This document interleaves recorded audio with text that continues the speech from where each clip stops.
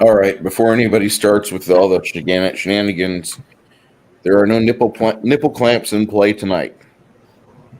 So just to take out any stupid thing that Connell might say, just keep smoking that cigar, buddy. Can't let you do this. We have to go for 30 seconds. Come on. Oh, no. All right. So, if you'll look over here, we've got a bunch of figs. My name is Bruce, and this is the Gatekeeper stream. Tonight, No, it isn't. No, you're right. It's TableBreakers. There you go. Tonight, we're discussing how to give some real love and make all the monsters that you used to love to hate when you were early in your campaign, your first level, second level encounters. We're going to talk about how you can improve and get to know them again and show them some love as a DM and give some hints on how you could take care of them as a player as well. With me tonight, the head of the stream is going to be Shadow and Sun. He's up top middle. I have Jade. Baron G-Rock on the lower deck next to Chimerian in center, and Connell over on the starboard side. So, thanks for everybody for swinging by. And okay, we got our affiliates are up and running too. Good deal. Good night. Oh, wait. Yep, good night. We're done.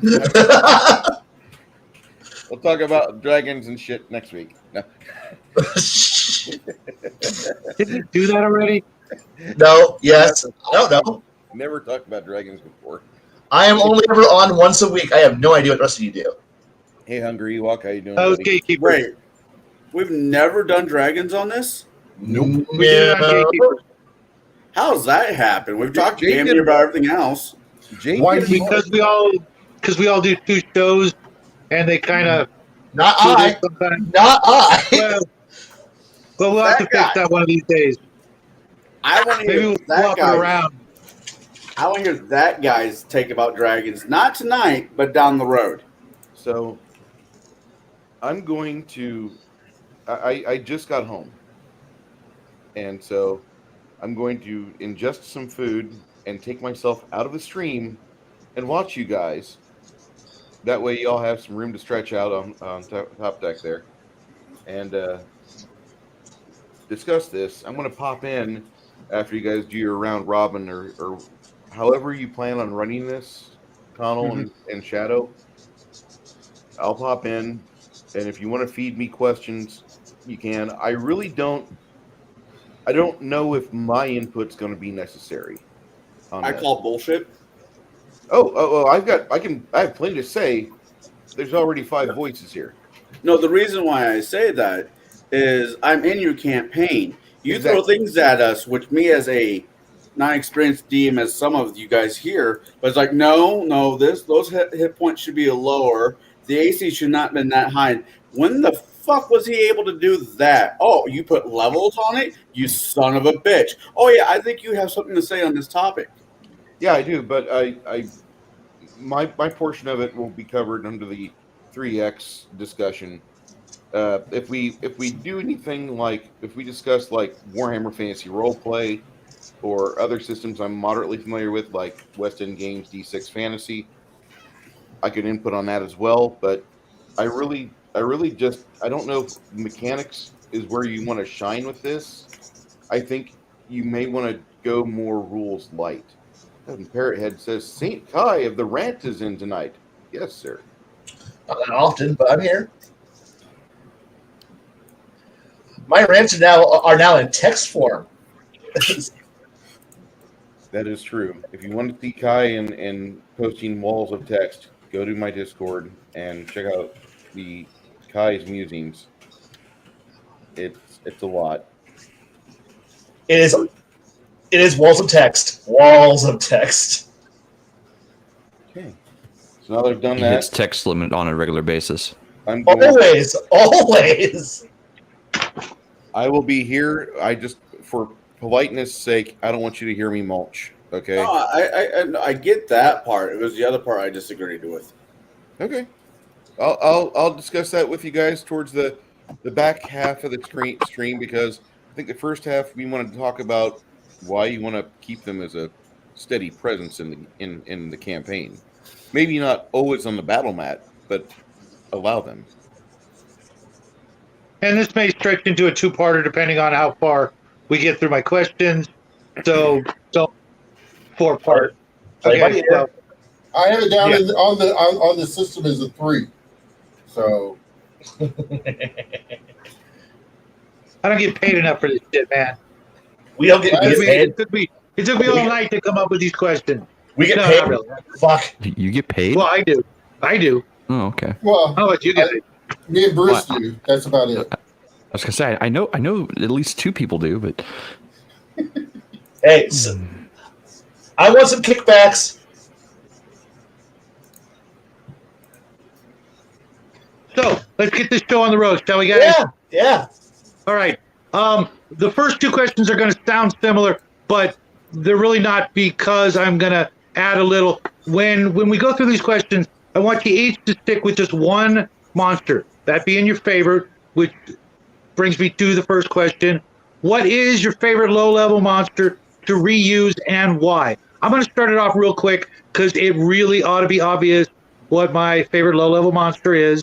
It's right there in the title. Okay? Nodding heads. Shadows. Oh, I thought you were talking about your son. That's a hell of a thing to say.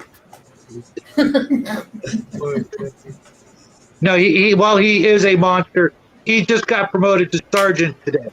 So can't be that much of a monster. Pretty new life in small creatures. He got skipped like 3 ranks in one fell swoop. Something like that. I'll let him go into it. Maybe Saturday night, let him brag a little, because he certainly earned it. Okay, Jade, I was going to go with you first because we're going to go that way. Baron, you'll be last, unfortunately, but then we'll start with you next go around. Hey, don't give me the side eye. Oh, well, yeah, there you go, side eye. So, Jade, what is your favorite low-level monster and why? so I'm gonna have to go with. Well, no, I'm speaking from a 3.5 D&D standpoint, but it can really be used in any system. My favorite low-level monster is the 1/3 hit die zombie. And why? Because they can be infinitely terrifying. Yes, they can go down in a single hit, but how many of them can you actually mow through before you start running out of abilities, powers, and/or attacks in a round?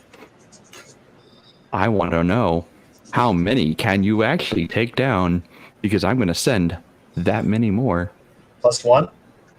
Plus 10,000. Hey, Connell?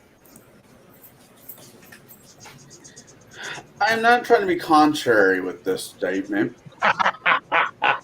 Although by nature, I'm quite a No, That's weird. no, I'm not. word I want to use. I can be very obtuse. So, with that being said, my favorite monster to throw at the party are humans. Yeah. Yeah, it's not really a shocker. Because humans come in every flavor of the of ice cream, and they can level up as easy as you want to make it, and they're always around.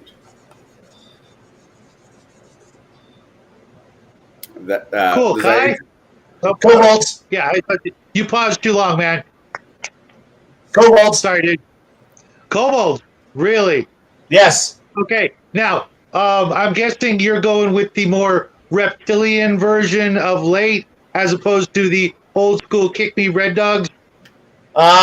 Kick me red dogs, actually. Thank you very much. Awesome, cool. Let's see some love for those little rude bastards. Mm-hmm. And why? Why? Because they're there. They're there. They're trap master. They're trap assholes. What more do I need for them?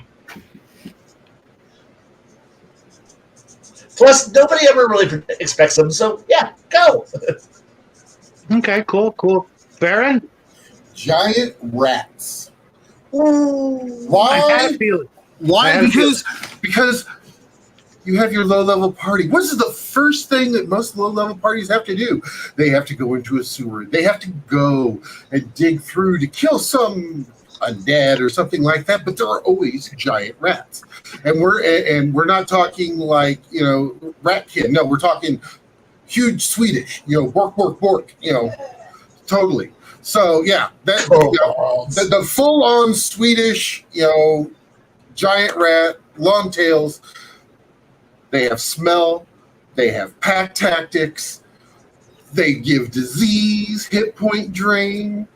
Bork. I like them. You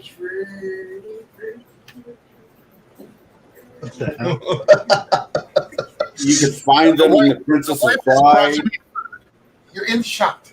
Yes. Squeak. Okay. Okay. Are you going to ask me the same question? What happened? What happened, Kai? I'm just coughing and laughing at the same time. I read your comment and I'm kind of laughing at it. Yeah, well, Dragon Mountain has like 15, 16 tribes of fucking kobolds. I know. I like Dragon Mountain. I played Dragon Mountain like twice, and I would like to never do it again. I mean, this one? Yep, that one. Yeah, that one. The one where that my is absolutely gorgeous. yeah. Thank you. The book's not bad either. The books in there is really good. It leads up to a really good campaign, but the dungeon, oh my god, that dungeon is a trap slaughterhouse. It is. My favorite one is where you fall down into a pit and get shrunk, and then whenever you're falling through that pit, it goes to a narrower pit like a gutter, and then you hit a dispel magic. Bruce, before I give Baron a shot with the second question, which is technically for you guys following along on Discord, etc., more or less the third question, because we kind of mushed the first two questions into one. Bruce, what's going to be your monster for the discussion? If we played a campaign where I was allowed to run my favorite monster, I would actually run the orcs as the primary antagonist, because orcs are typically more beefy, and then you have they're a little bit less intelligent, but they still have the ability to do spells and shamanistic work, and they can even become wizards according to rules in the first edition D&D game from TSR, not WotC. And I thought that was more like shaman. You can do shamans if you like, but they can actually learn wizardry. If they have the intelligence for it. If they're in their tribe, they're going to be shamans. If they're going to split off and actually be in a metropolitan area that's kind of embracing everybody stupid and crazy, they're going to be wizards, because they're like, oh, I can be a wizard too? Oh. So they could do that. They have the intelligence capacity for it. And in first edition, you only need a 9 intelligence to be a wizard. I just don't remember reading that like that. I'll have to go check up that section that's in my mind, but it's been a while. And I kind of tend to go through orcs pretty quick. If you're not going to let me run orcs because people get upset because orcs represent a certain demographic, You know what? Those people can pound stand. I know, but then I'll pick hobgoblins because it's the same damn thing. And even in second edition in Calamar, the Kinzer and Company campaign, the hobgoblins had their own island the size of Australia in the world, with different nations on this island of hobgoblins. And they were a hell to deal with. But I prefer the orcs because the orcs are already here, they're typically under your feet, and they typically will give you hell.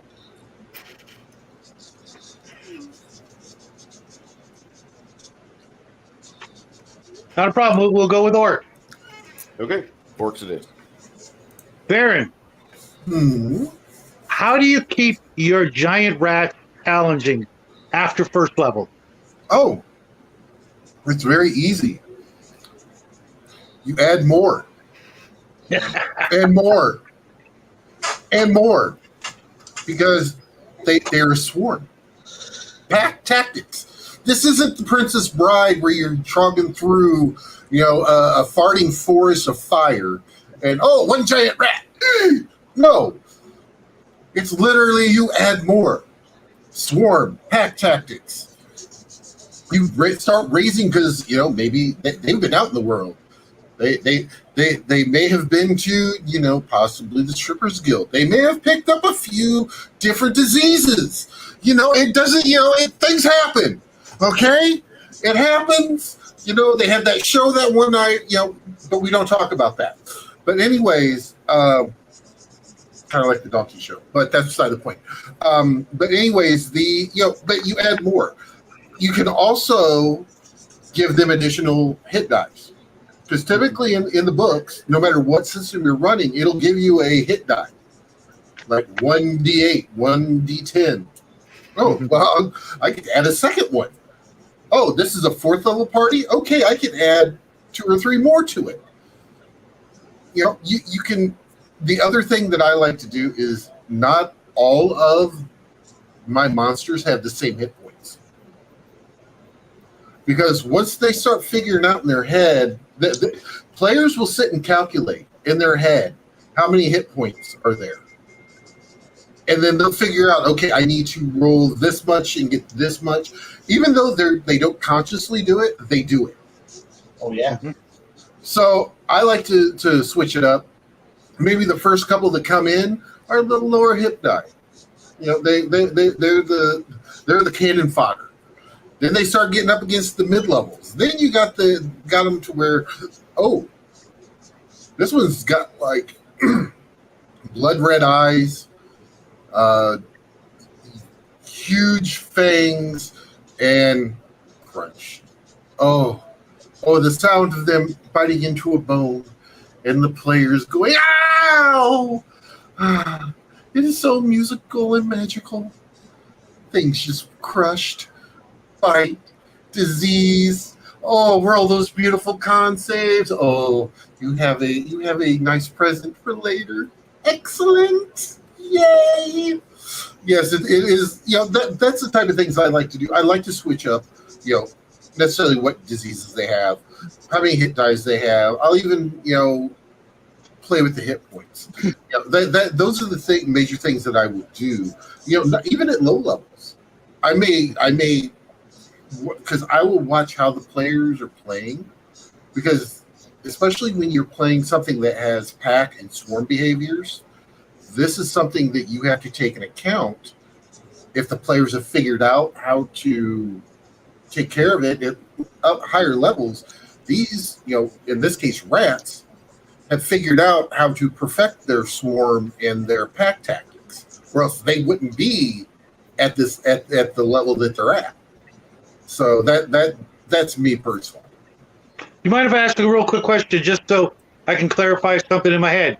Okay. When you start with your basic giant rat, how big from nose to butt, not tail, would you describe them? Well, giant rats usually about... Hold on a second. Speaking of dogs that like giant rats. Yeah. The A and Z. But yeah, the usually I would say before tail, 5.5 feet long. Seriously? Yeah. Oh yeah. Wow! Holy crap! They are giant rats. They are a medium size. So you're literally kind of describing the rodents of unusual size. Exactly. See, personally, when I think of giant rat, I think about 2 feet.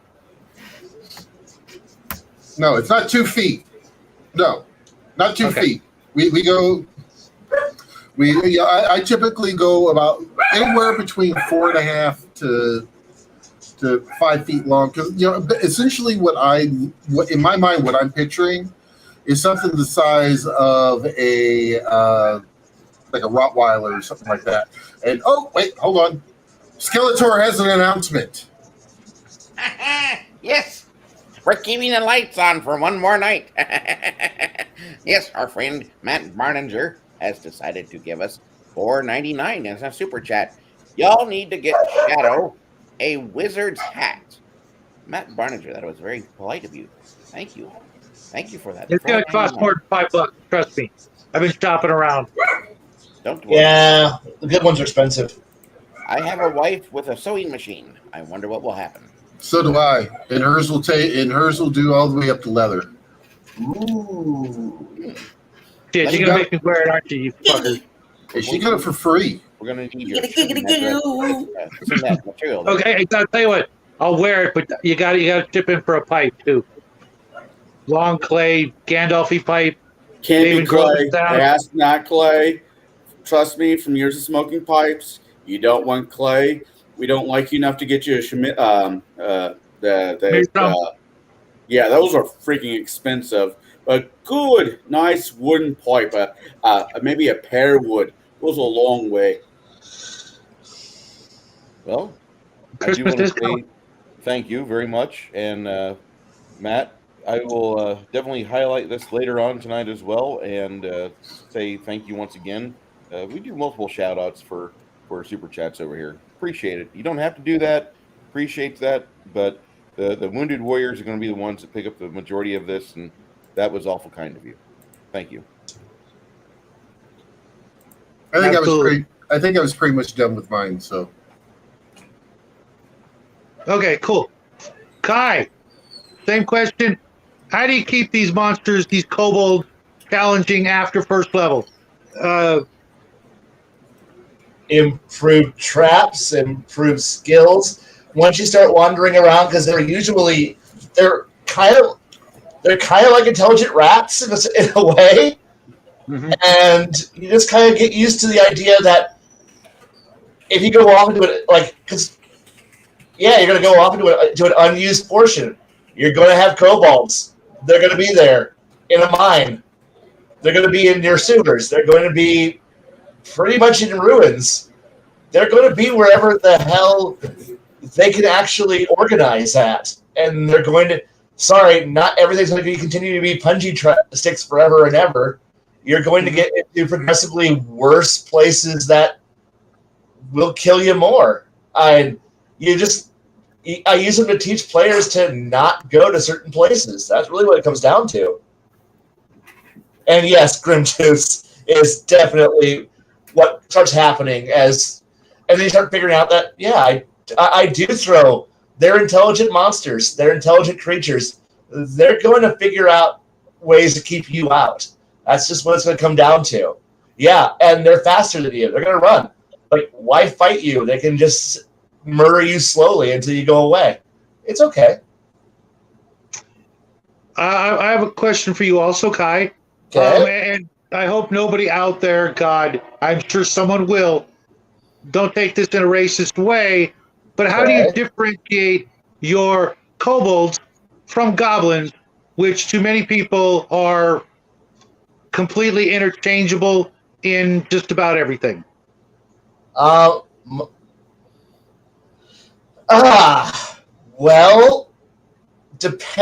I don't run my goblins as the mindless morons, though. I kind of go with they're off doing their own thing elsewhere. So, yeah, in essence, goblins are surface scum, and kobolds are my subterranean scum. And you just deal with them. They're going to be there. And I have a race of aquatic bastards that are the amphibian scum that don't go into the shores. You just got to deal with the fact that they're going to be everywhere. I don't have goblins are kind of, they're in their own place, doing their own thing, their own personality. You said focus on one, not the other. So, yeah.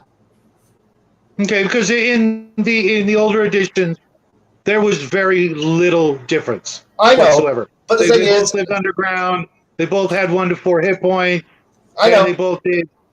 So okay, But the thing is that. but I like that. But the thing is that I put more like they're once again they're intelligent. I actually gave them cultures and personalities that make them their own different things. Because honestly, the paragraph in the Monsters Manual isn't that inspiring. You got to put more work into it. And you said focus on kobolds. If you wanted a long, that'll be safe for Discord. For a Discord conversation. Thank you. Just for the people out there that maybe, still, I mean, in the older editions, because I recently did a video on the second edition Monsters Manual, which was leaps and bounds more informative than the first Monster Manual ever, which was, but really a product of its time. So yeah, if you really want the differentiation to be, is simply goblins are more direct, kobolds are more trickery, more indirect, more lure you into your death, while kobolds are more run to their deaths. So I like the keeping them underground and above ground. Also, that makes it real easy to visualize them differently. Yeah, because honestly, your goblins are just pretty discount orcs. So if you don't want to have real orcs, you send the goblins in. Right. Okay, moving on to Connell. Same question. How do you keep your humans challenging after first level? And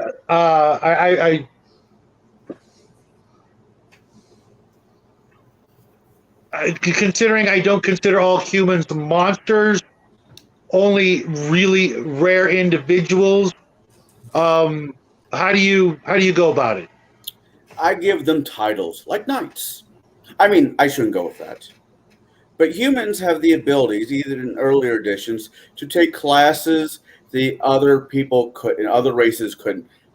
So they can start off being holy paladin, become an evil paladin because of one bad day. You have wizards, you have clerics, have one bad day. All it takes is one bad day. So with that being said, maybe this person is helping your team. He is a merchant, and he's like, well, if you guys will get me this, I can make you this. Potions, small little things, have him help you. And you're thinking he's just a merchant person. What does he know? When really he could be the Nikolai Machiavelli or the Leonardo da Vinci of evilness. You don't know this because he's a human, and you trust him because he's a human, because he's not pointed ear, he's not short, he doesn't have a long beard that tickles his feet, because he is human, and humans by nature are xenophobic, especially in game. That's what makes them monsters. So, with that being said, as the party ramps up in levels, humans ramp up in levels. And what you think is today's friend could be tomorrow's enemy. History of the world. So why can't it work in game the same way? That's how I keep my monsters interested. Brought to you by the human element.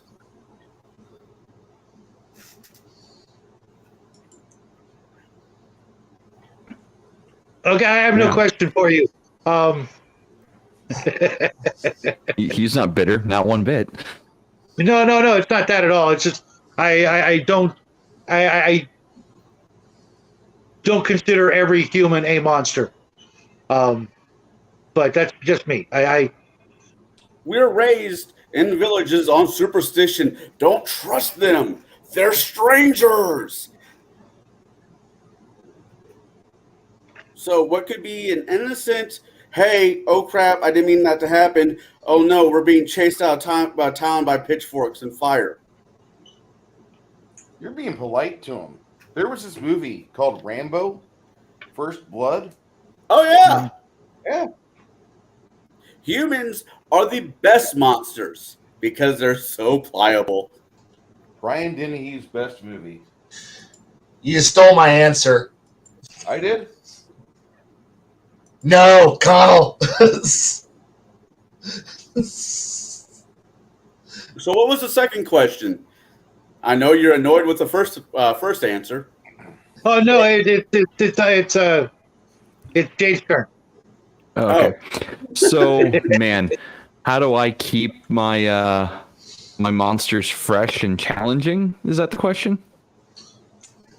Yes, you're immediately beyond first level, Okay, so and go ahead. I was going to say, depending on who you ask, zombies might be more of a second or third level kind of threat to begin with.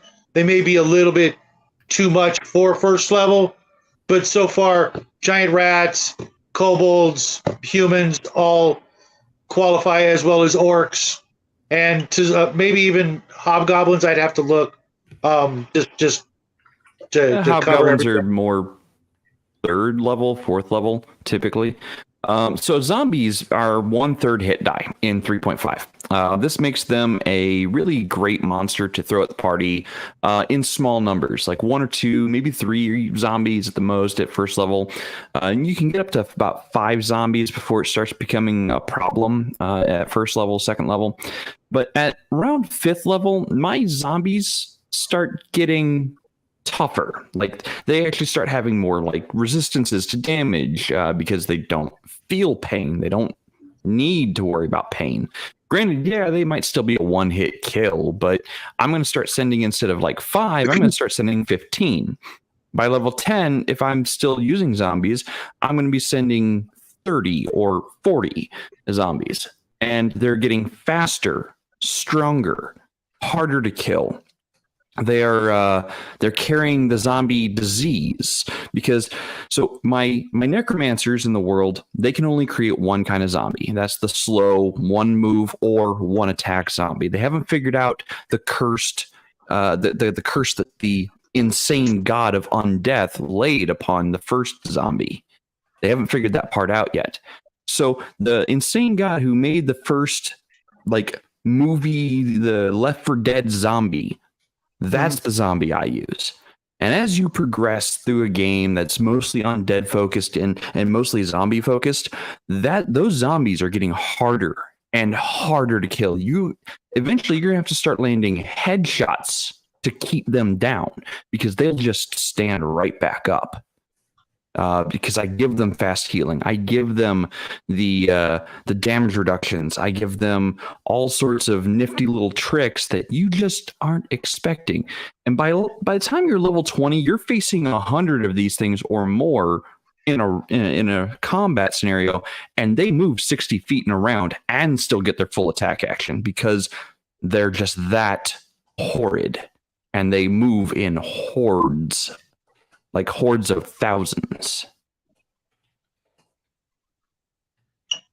Gotcha. So I go for the movie horror. Okay. I like that. Connell? My question: what race were the zombies beforehand? Ancients. They weren't human.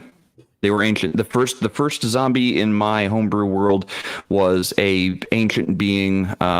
Nobody actually knows the origins of, because I haven't told that story yet. I'm trying to work on that.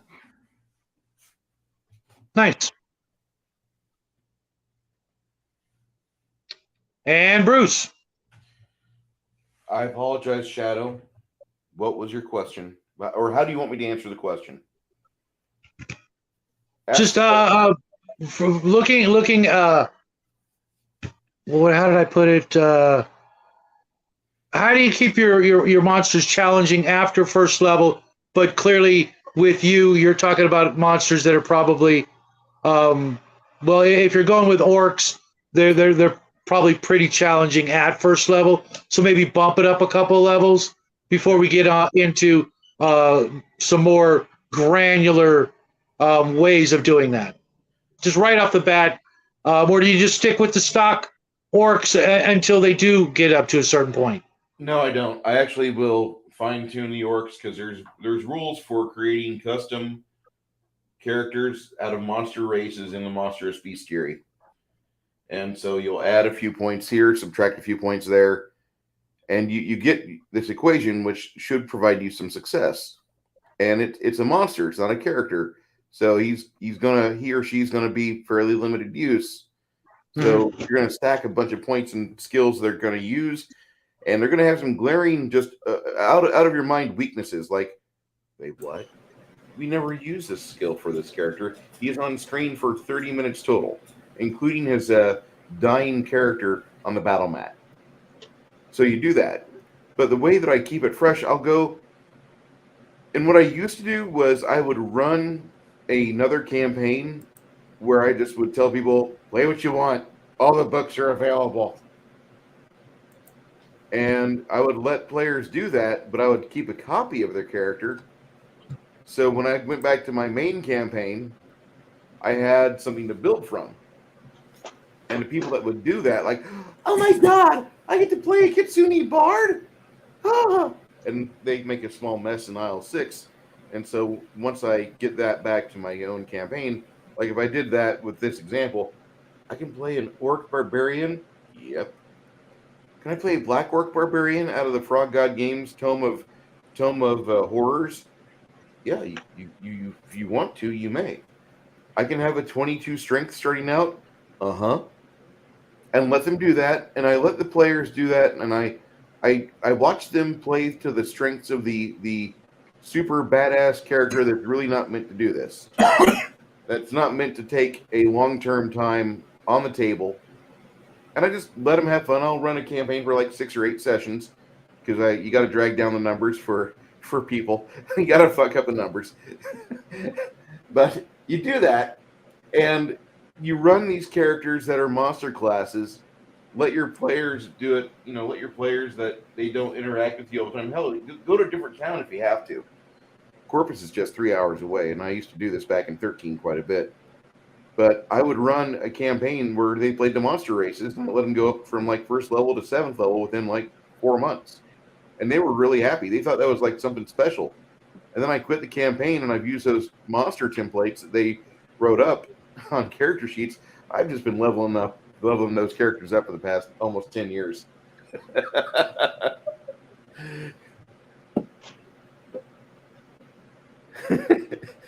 Nice. That's a dickhead maneuver that you can do with Pathfinder, because Pathfinder almost begs you to do it. And they have a society game where the mathematicians and the guy with the abacus that does your taxes and someone from over there will get together, and they all create these characters that are like super characters, and you never want them at a real table with real people with real opinions. But let them play with each other, and let them just like run through a module like 4 levels above what they're supposed to, and you take some good notes. Don't get offended. Oh, they killed the big bad guy within a round. Damn it. No. Just take notes. Just as a DM, just watch what they do, and then submit your paperwork if it's a society game. And then take that notes home and be like, oh my God, my regular campaign's fucked. Gotcha. Okay, I'm going to give the next question to start out with Kai. And again, we will go counterclockwise as you're probably looking at the screen, which means Connor will be next. Baron, you'll be last. I want to give everybody a chance to go first on the question, or one of the questions, I should say. So, Kai. What specific? Yeah, he's muted, but he can listen, right? You can hear me, right? Yeah. No, I can't. Yes, I can. Okay. Guys, what are some specific tactics you use for your kobolds to keep them from being pushovers? Hidden passages, controlled cave-ins, collapsing ruins. I set up dikes for they're mining out near a lake, controlled flooding, just various mechanical traps. Honestly, I like to leave the party because honestly, a simple pit trap or a little, I might put a little, here's a trip line that you totally didn't see coming, and they're like, ha, I'm gonna jump over. That's a real trap, motherfucker. Yeah, I like the idea of the kobolds just going, yeah, we can't beat you in a straight up fight, but we'll entomb you, and then escape in our lap, and then laugh as we escape down our little rat holes, and fuck you, we're gone. Because yeah, they're kind of like giant rats that are intelligent that will fight you, and come back every once in a while and taunt you from like 3 stories upstairs, going, "Ha!" Throw food down at you because now you're the pets. That's how I like to do them. It's like, because you're the ones who are invading their den. They're not coming to your den. You're going to theirs.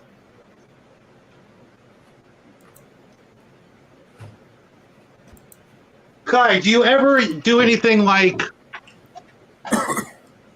have the kobolds lure them into a trap by getting them to chase the kobolds, or anything like that, or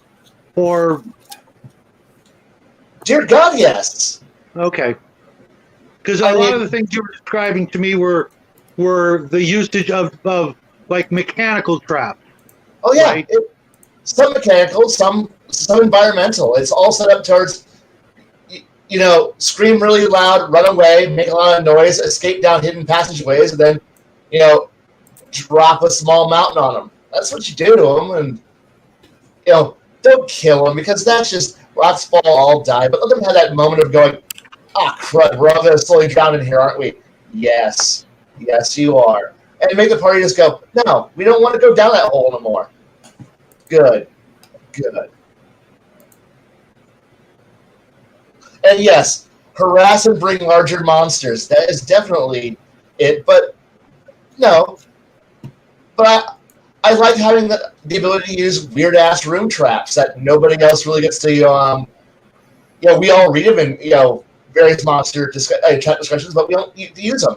This is my way of they know if they're going to go fight kobolds, it's going to be trap land.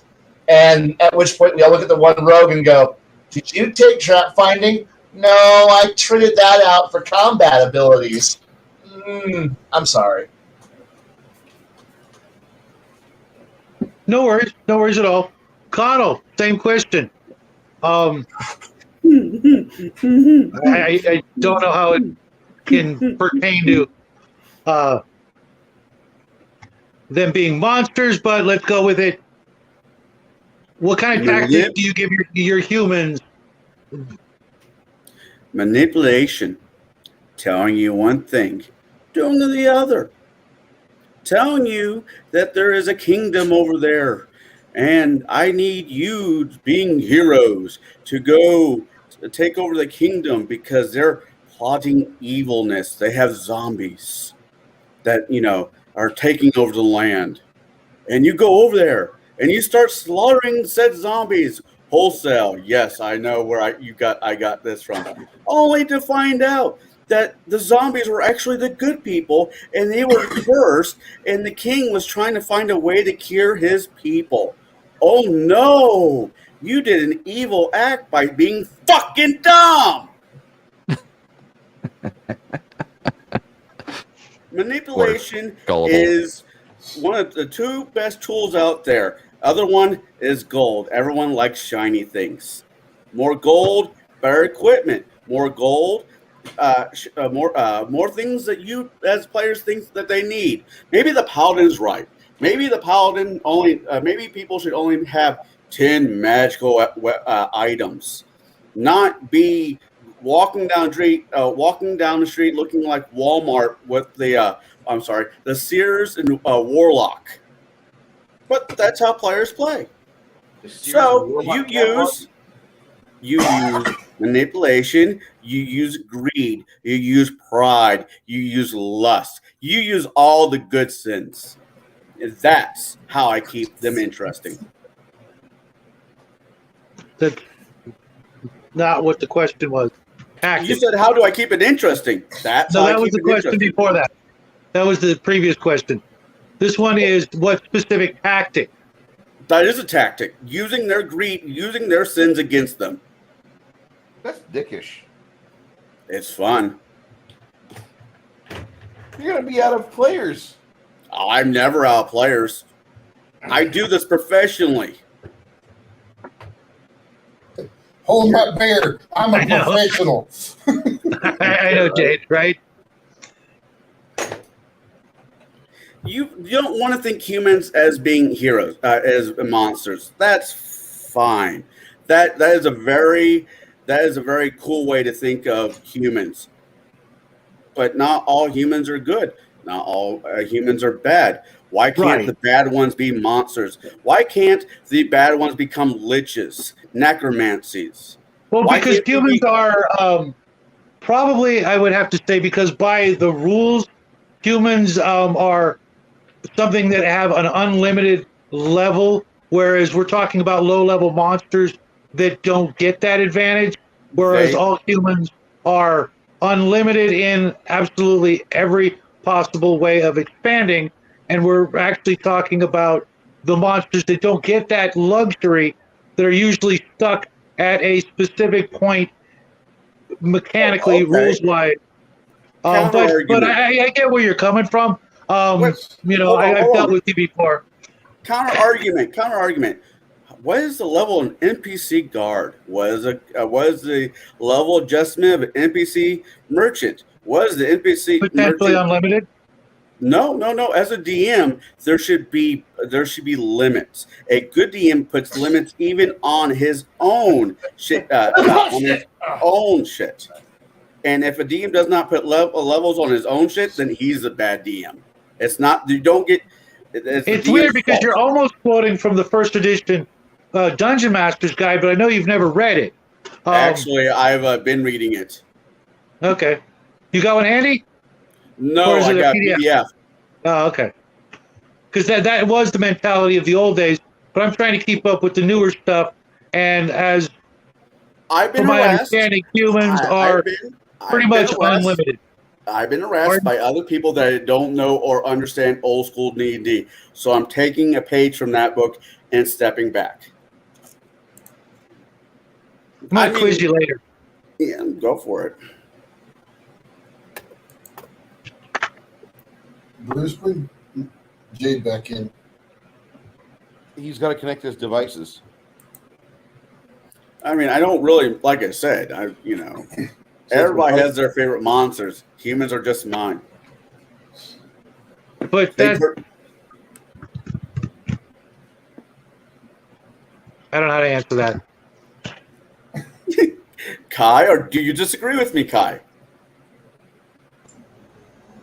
No, that's the problem. Oh my God, he agrees with you, Connell. Write it down. Yeah, I Put it know. on the calendar.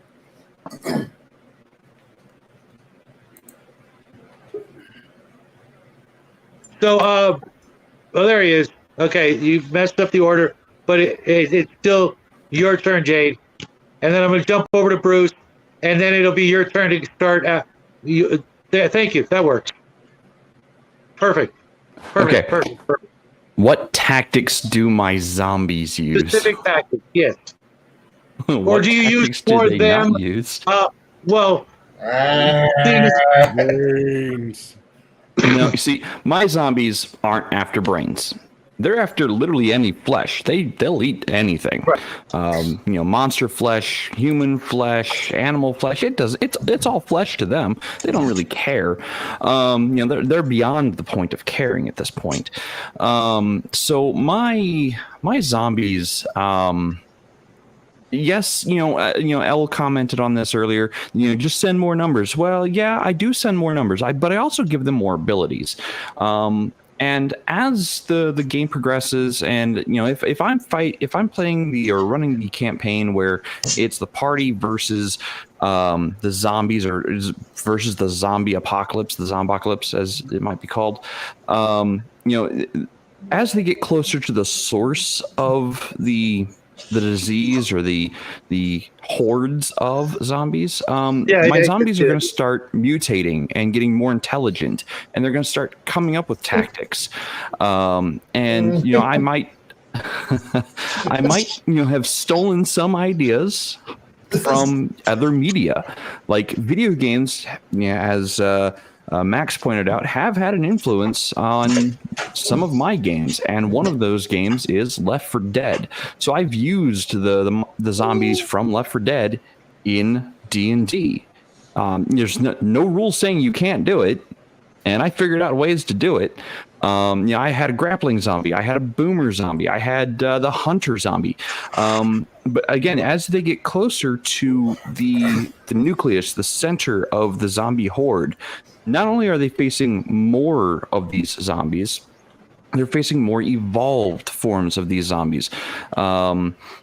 Things where the mutation went differently and made this big hulking barbarian into, well, an even bigger hulking, fast-moving, rock-throwing monster. Where it's going to take the entire party to take it down while still fighting off the one-hit kill zombies. I keep my players on their toes because my zombies will come out of nowhere. Like, you think you're safe, and you're walking along the road, and there's like shoulder high grass on either side of the road. Unbeknownst to you, there's zombies in there eating the flesh of deer or something. If they hear you on the road, you're either running, tripping your least favorite friend, and continuing running, or you're in for a hell of a long slog to a place of safety where you might be able to barricade yourself for a while until they forget about your existence. Good luck. They probably won't. But I also have necromancers who move within the shadows of this zombie horde. Taking partial control over these zombies to move them in directions, to either A, get more power, or B, search out certain items that the necromancer needs for whatever ritual might be needed at that time. So in a lot of ways, my zombies are mostly unintelligent, but they're hive-minded. They're all being controlled by 1, 2, or maybe upwards of 15 different lieutenants of the insane god that made them. So it's really up to whatever that necromancer's tactics is. If they are Zerg rush tactics, that's what you're going to have to deal with. If they are ambush tactics, you're going to have to deal with that. I personally prefer guerrilla tactics with my zombies. They hit... small force hits you, you get done with it, you progress a little further, small force hits you again, and it just keeps taking away your resources until you're done and you can't fight it anymore. Whittling them down, basically. Yes, whittling them down inch by inch. And some of my players have actually made it to the end of that game, and they've taken out the big bad, and they had a hell of a lot of fun doing it. So, see, I really don't mind zombies. I think between what you described and me and Connell talking about Shadow of Mordor, I think I've seen where a lot of us have gotten our ideas from. Don't know if you're familiar with Shadow of Mordor, but it's almost the same thing as Left 4 Dead in terms of the Nemesis system. We add more and more stuff. So, Bruce, what kind of tactics do you have your orcs and or hobgoblins use? Like specific, like Dave was talking, ambushes, luring. The orcs, because you'll find out what hobgoblins are doing here over the next few weeks. The orcs that I like to use, like the majority of orcs that you ever fight are pretty much your bum rush, big bruisers with power attack and bull rush, and maybe a level or two of brawler or monk. Prefer monk myself, but they have the ability to get in close and try to whittle down the fighter's hit points and his ability to be effective. And then eventually get to the softer targets like your clerics, archers, and wizards, which are so much fun because they scream and bleed. And you do that, but you need to balance your encounters. You need to not balance your encounters. Like, make sure that, a party of 4 could make short work of this within 3 rounds. Otherwise, you're not running the game right. What I mean by balancing encounter is that, like, you want to have, like, maybe for every 4, every 6, mostly melee attacks you have to deal with, maybe somebody will open up a dimension door and stuff a ogre right in the middle of your party while hitting you from the side. Now it's your new front and it's collapsing. Hitting you from the side with a group of black orcs, and then maybe you'll have a wizard soften up the other side with a fireball, just to make it even, just cause. And you do things like that, maybe once every 4 or every 6 encounters, just to give your players like caution to the wind, so they don't start getting relaxed. Like, just keep our 4 fighters at full hit points, and we'll be fine.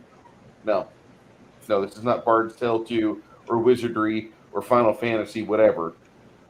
This is a game that you're living. Have fun.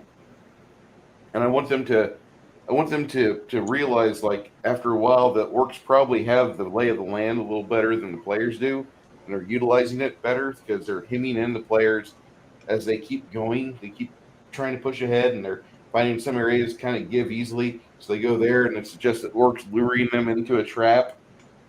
Oops, did I say that loud? My bad. And Elle's like, it's Bruce. His orcs and make half orcs with the party members, even if it's the wrong type of plumbing. I'd give Nightmare Fuel. I don't mind that. I like the campaign that I'm running, and I like the other thing is that with a campaign like this, there was orcs that actually were encountered about 3-4 months ago. And the players had to deal with a series of rapes going on with NPCs because the invading orc horde that was on hire from the hobgoblins was screwing everything it could find, making bastards everywhere. And that's their plan. That's their entire plan, is to ruin the market wherever they're not, and just hope that their kids kind of soil the area. And 2-3 generations down the road, they'll be ripe for conquest.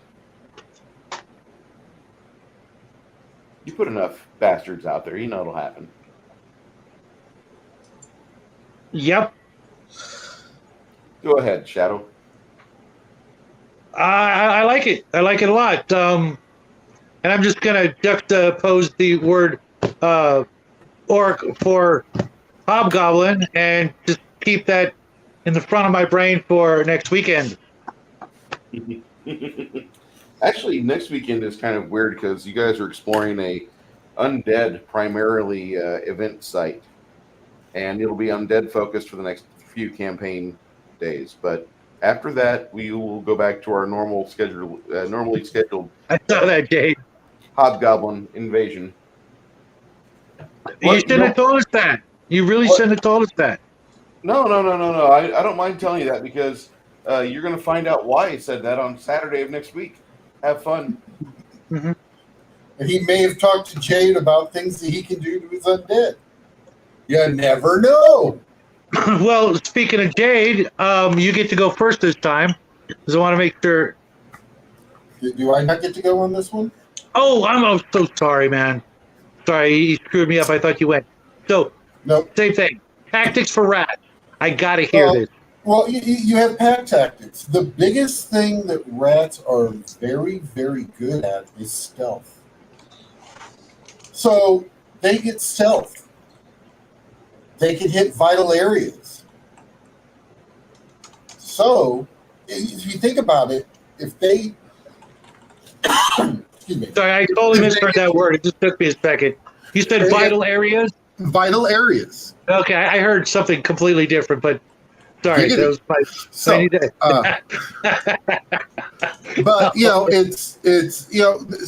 so they get sometimes they'll get maybe some sneak attack damage because they caught the party completely off guard. They dropped down off of a little alcove in the ceiling and got him in the neck, right in the jugular. Or a lot of it. I do a lot of my basis on the rats with, like I said, the pack and swarm tactics, which I've already mentioned. But when you start adding in the stealth, and then you start adding in the sneak attack, that's when it starts getting a little fun. And then when the players progress a little bit more, there's this beautiful thing that 3035 and Pathfinder have called templates. So let me tell you a story. A friend of mine and Bruce's and of Kai's, we were just sitting and kicking around things. And the big thing is we were talking, how many templates can we put on a standard squirrel? Essentially, he wound up being the size of Godzilla with a nut, and a nut, like acorn breath weapon. It was demonic, everything else. So you can run the full gambit because rats are different everywhere you go. So therefore, you're not gonna put everything on one set of rats. But if you go into a place that has been taken over by demons, those rats have been transformed by the essence of the demons being there. So they may have picked up some demonic things because they've eaten things there. They have demonic things infest everything. This goes going back to first edition. Demonics, you want to kill demonic as quickly as you can because it just spreads. And you have to also take into thought, what does it do to the wildlife or the rats? There could also be where rats have gotten these giant rats may have gotten as in the rat population gotten some little sweets and to follow him. So then now you've got that 1/3 hit die little baby rat that's rolling in a swarm with maybe some other bigger rats that are also rolling in a swarm. So then it just becomes a whole thing. It becomes completely kerfuffled. And yes, that's an actual term. Completely kerfuffled. And basically, because then now if the players go after the big rats, boom. They got to worry about the small rats now that are swarming them, and vice versa. So it's a lot about the pulling their attention here and there.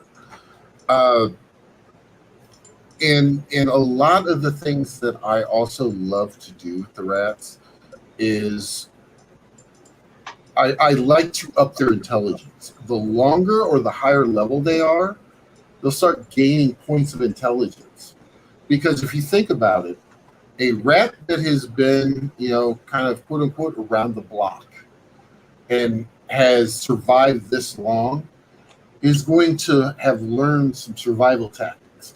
It's going to have learned how to either avoid the rat catchers, number one. How to, keep itself fed pretty well. But it's also going to know how to deal with a whole bunch of other situations that where at first, second level, you may be able to take out this rat. But if you're looking at 5th, 6th, 7th level, this rat is now kind of smart. Can't speak, but smart enough to know when to hold them, when to fold them. They'll have that same thing of fuck this shit, I'm out. When it comes to they're getting in the fights and stuff, they're not going to hang around if it's a losing battle. I mean, they're not zombies after all. I mean, come on.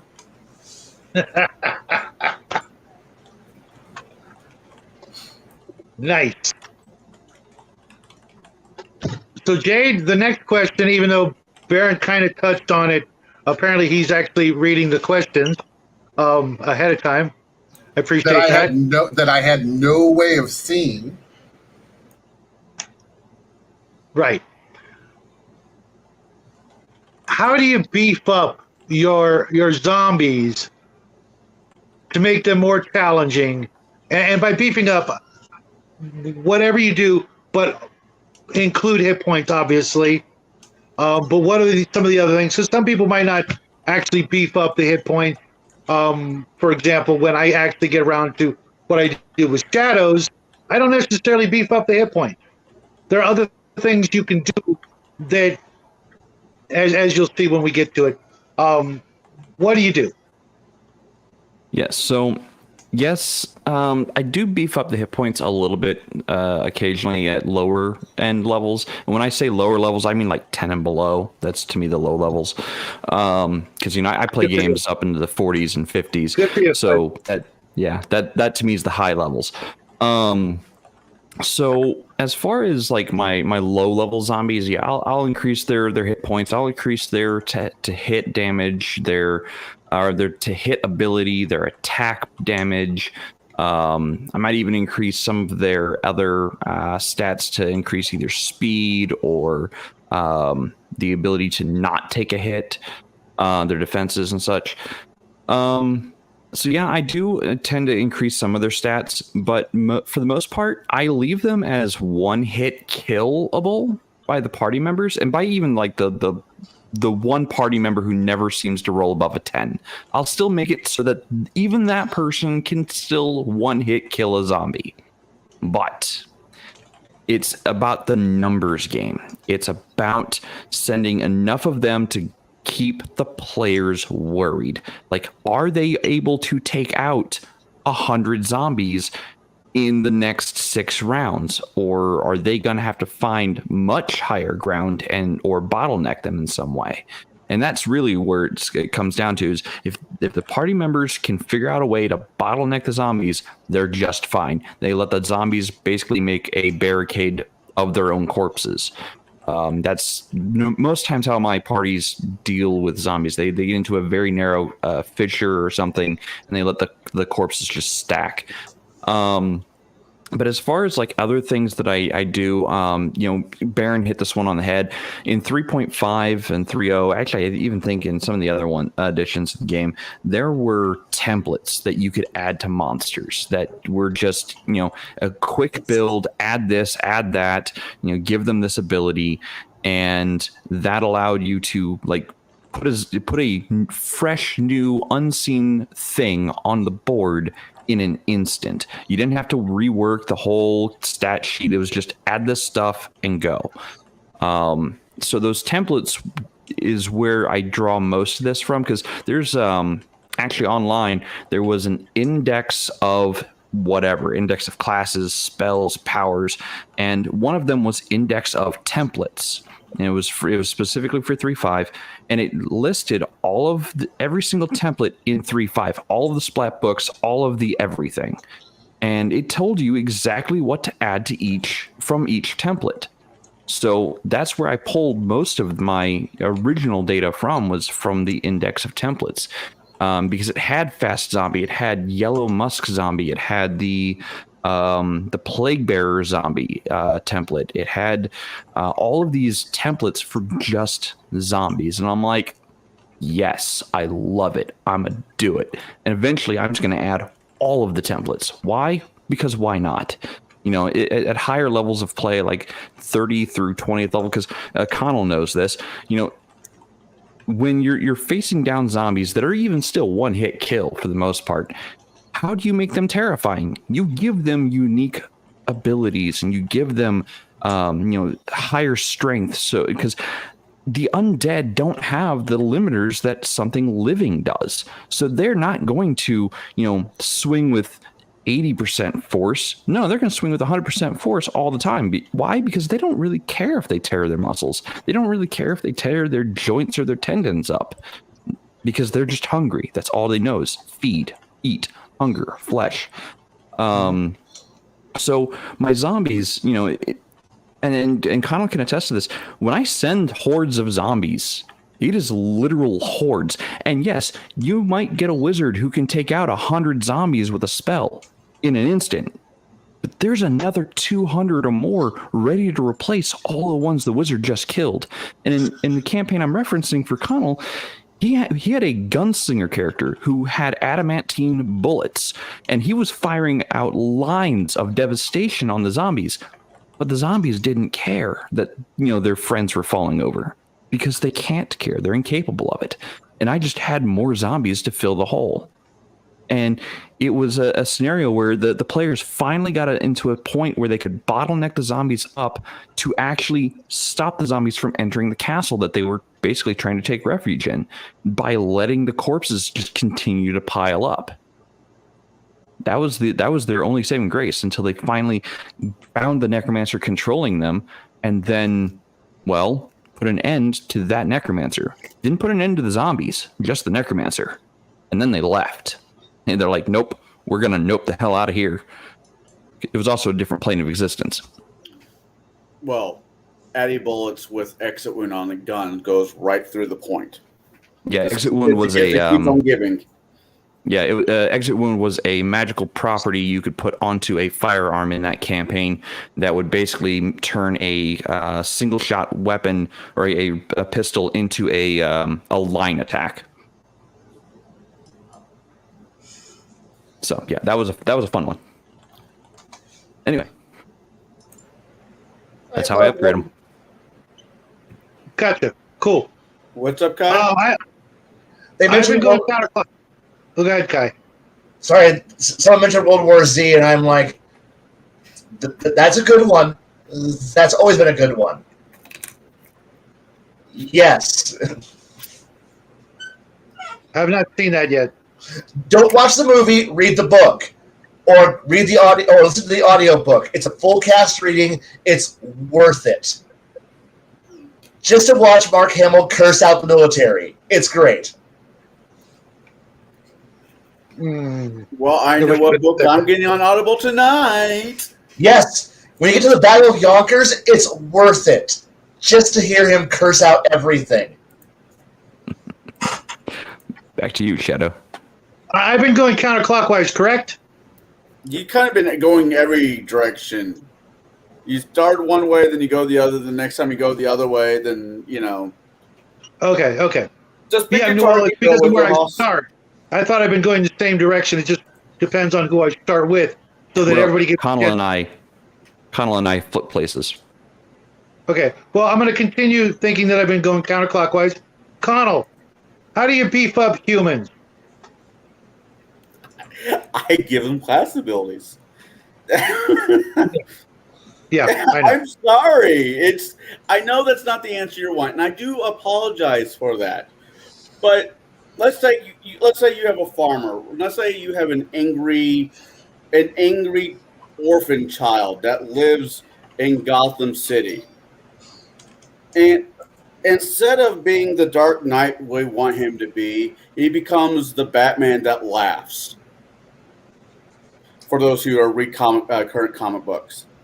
And to beef him up, it's Batman. Yes, he has all these abilities already, which, I get most NPCs don't do, unless they're guards, knights, so forth and so on. But you could just twist it in certain ways that you can make sure it's maybe a level, maybe one level, maybe two levels higher than what the rest of the party is to give them that challenge. But it's not neck-breaking, back-breaking, impossibilities. It is just giving the party a fight, an honest fight. That's how I beef up my characters. If you send a horde of goblins after players, there's always going to be that one guy. Oh wow, there's goblins. Oh, it's not like we haven't done this before. Oh, and I'm not going to crap on other monsters. I'm not, because everybody's got their favorite. But if you see a rank and file of humans coming down the street, you're going to stop and think, I wonder what this is about. And the unknowing and class levels is how I beef up my characters, my monsters.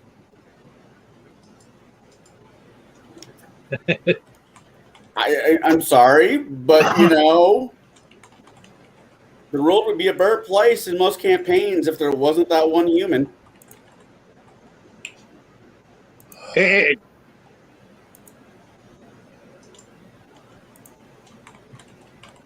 Okay, Bruce. I'm just saying. I was waiting. It's hard when we can't see your face. It's okay. With orcs, I really prefer. I like it when there's a definable reason why you're there fighting orcs. The orcs will always be there to be XP tags for somebody. Mhm. You've got to be there for a reason. So whenever whenever you're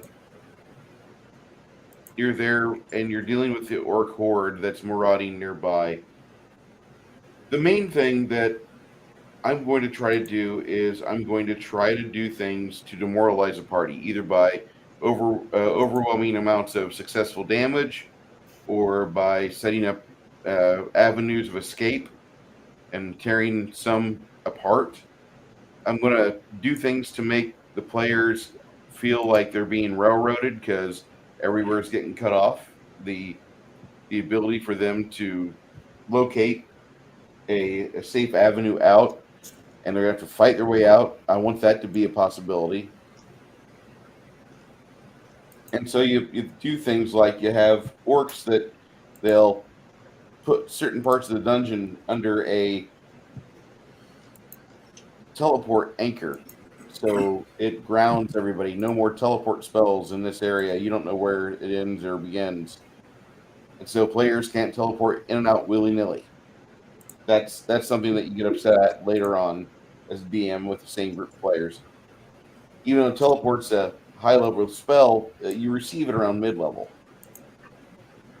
But you want to have your choices be under attack from whatever force it is. I like to have the orcs shut down travel as much as possible because I want the players to either get beaten by the orcs or I want the orcs to get destroyed, decimated, pulled apart. I want that to happen. And so I try to restrict the players' movements. I try to close off areas that the orcs would know to close off. I want to make sure that I separate the players from any of their resources.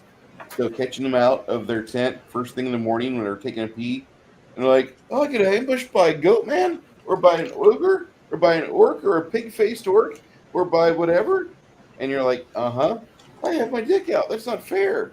Yep, you are out bare-chested with no boots or anything on, and you just got ambushed by 3 orcs in the stream because the orcs are going to separate you from your goods and they're going to attack a lone naked man who's peeing in the river after he wakes up in the morning because they've been watching you for the past 4 hours. I want to do things like that as a DM. I want to make it to where it's hard for the players to capitalize on the comforts that they've been given.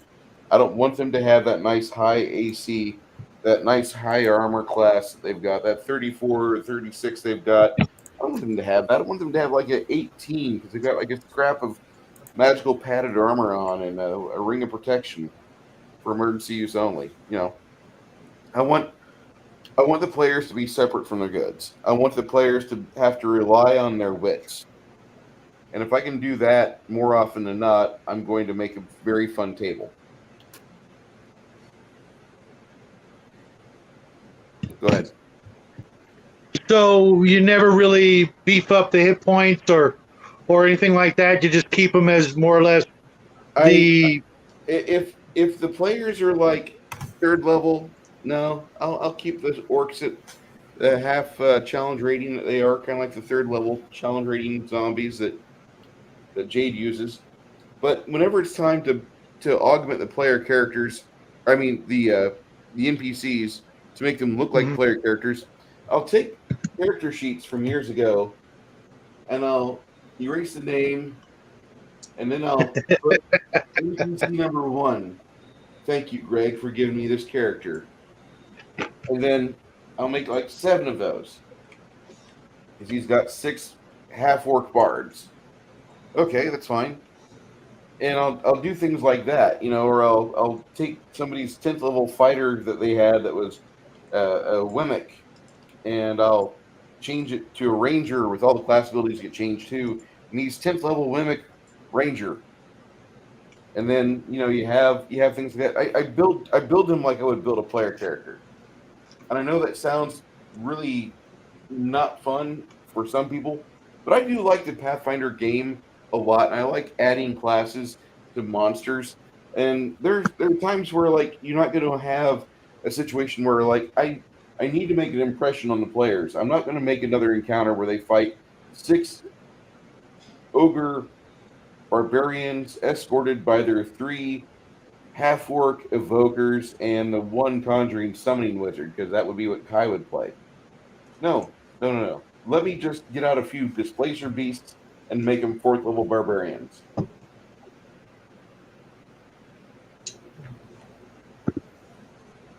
Cool. I like that.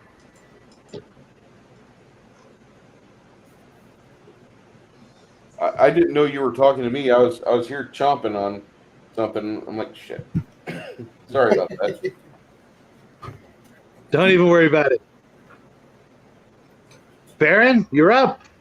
I mean, I kind of already answered this, but I know.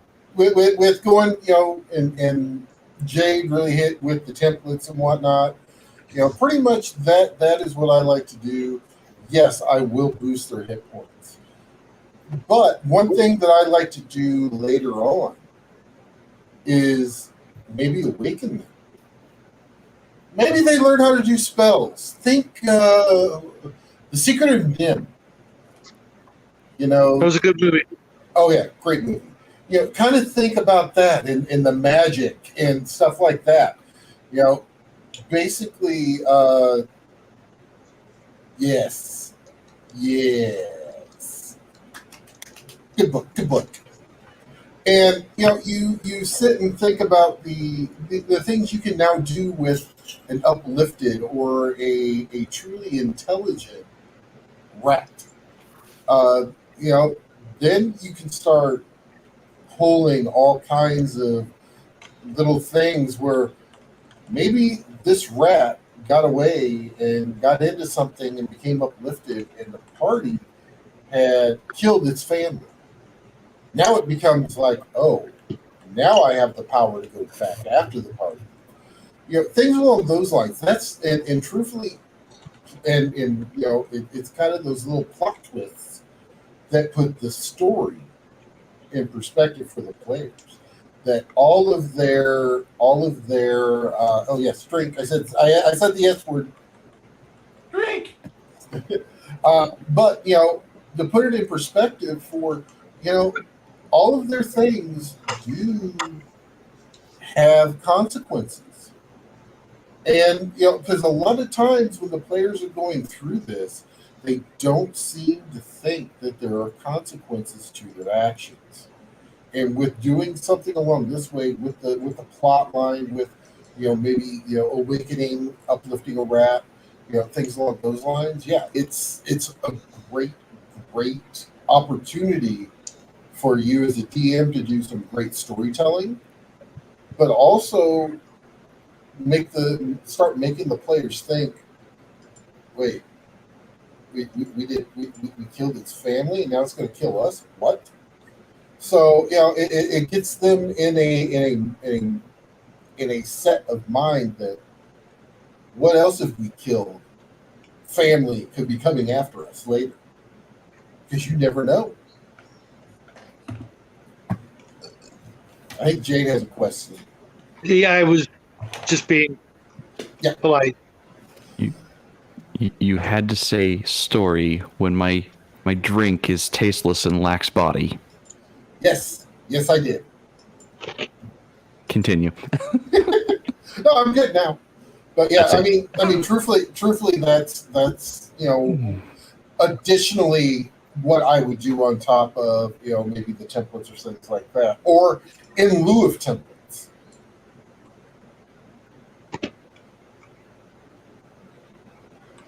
One of these days, someone's going to have to show me these templates, because I keep thinking of something from the old DMG, which was a system to make up your own monster from scratch.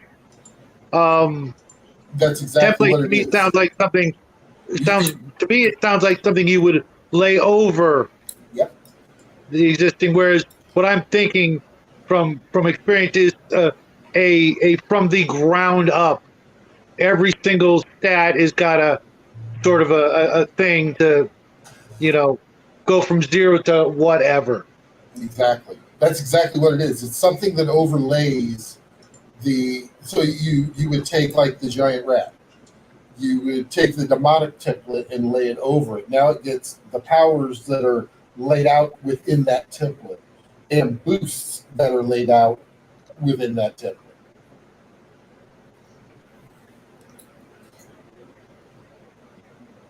So he would Okay, have. one of these days I'm gonna have to borrow my son's friend, who's his dungeon master and a 5th edition game, to look at it because I have no access at the moment.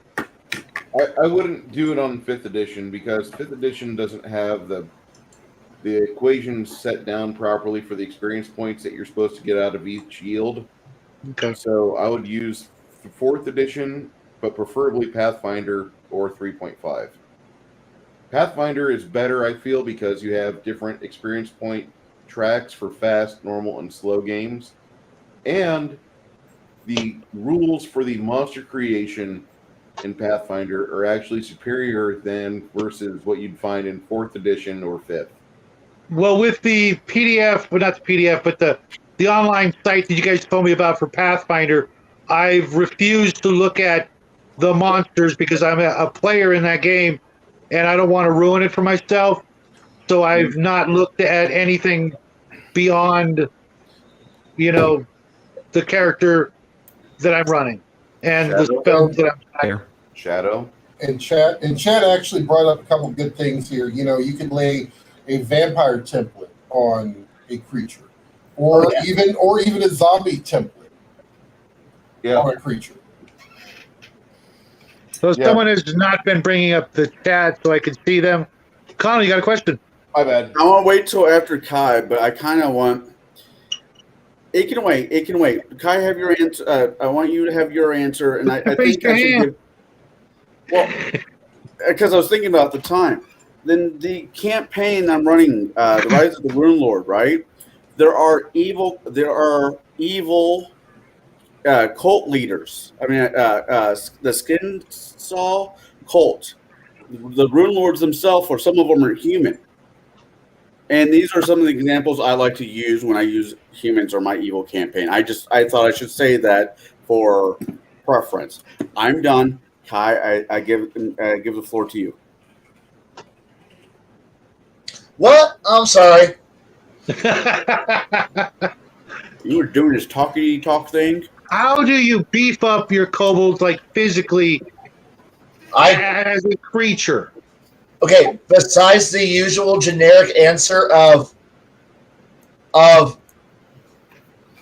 hit points and damage, whatever. But the thing is that I kind of go with a different route because they're kobolds. They're my builder, my engineering monsters. Because everybody else is like, ooh, we're bigger, we're stronger, we're tougher. Yeah, we hit harder.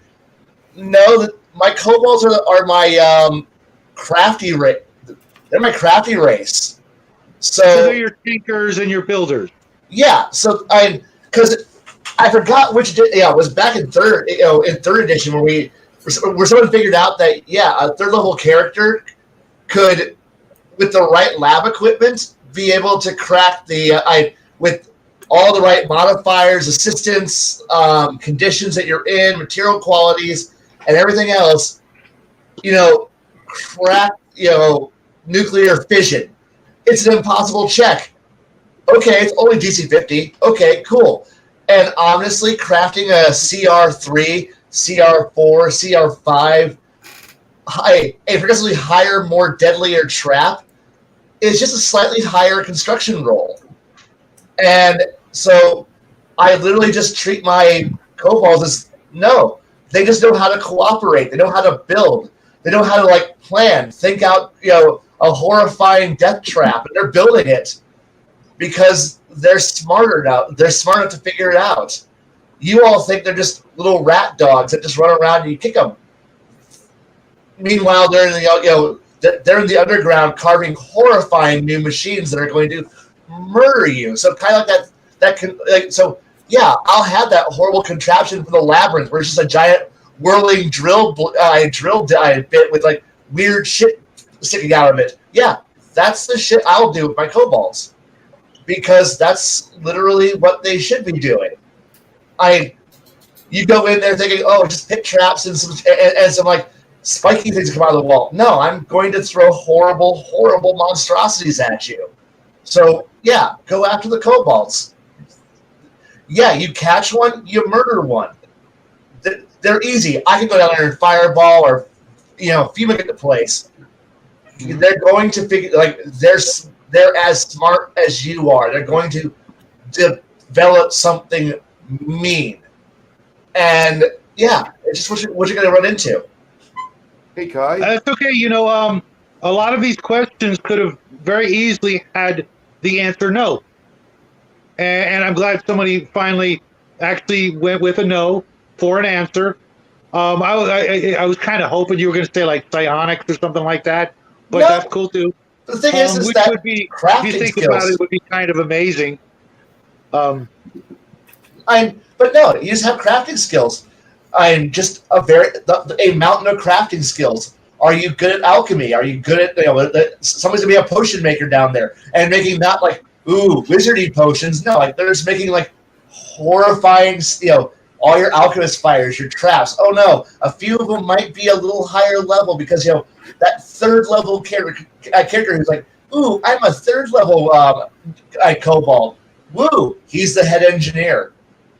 I mean, he's your Einstein that has all he's the Einstein of kobolds. Everyone kind of just like keeps him hidden away from the rest of the adventurers, and the adventurers like, Bob, we're a 10th level. And then I got mountains. It's like, yeah, you drop mountains or you hit them with shit. You just keep, and they keep going, we're being killed by kobolds. And I'm like, yeah, but you're going into, you know it's their area. Why are you going there?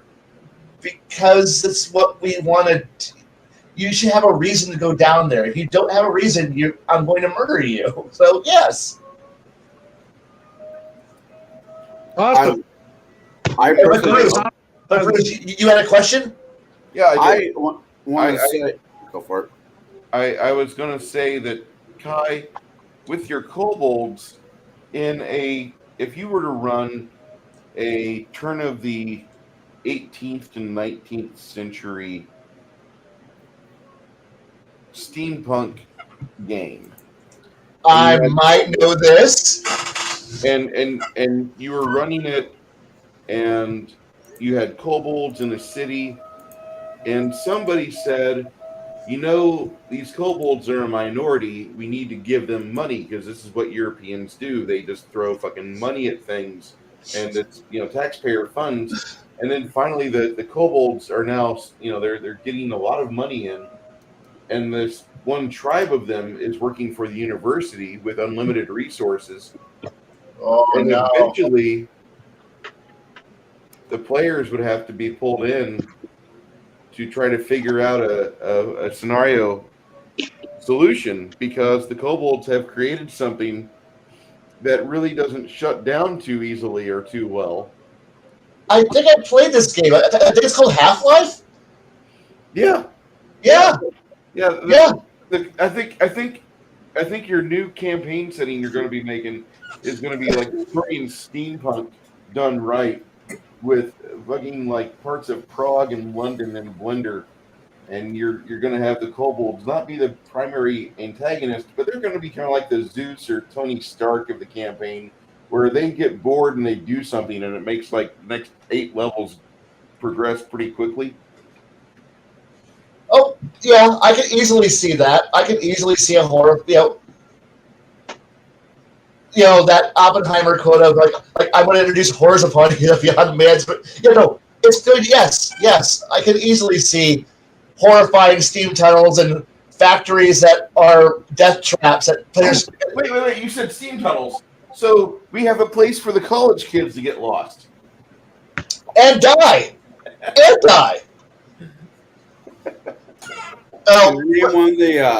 I name one of the kobolds Tom Hanks?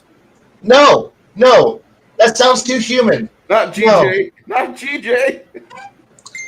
But the important thing here is that I think the kobolds would be why OSHA would be created. Like, no, this place is a horrifying death trap. The kobolds, we're fine with it.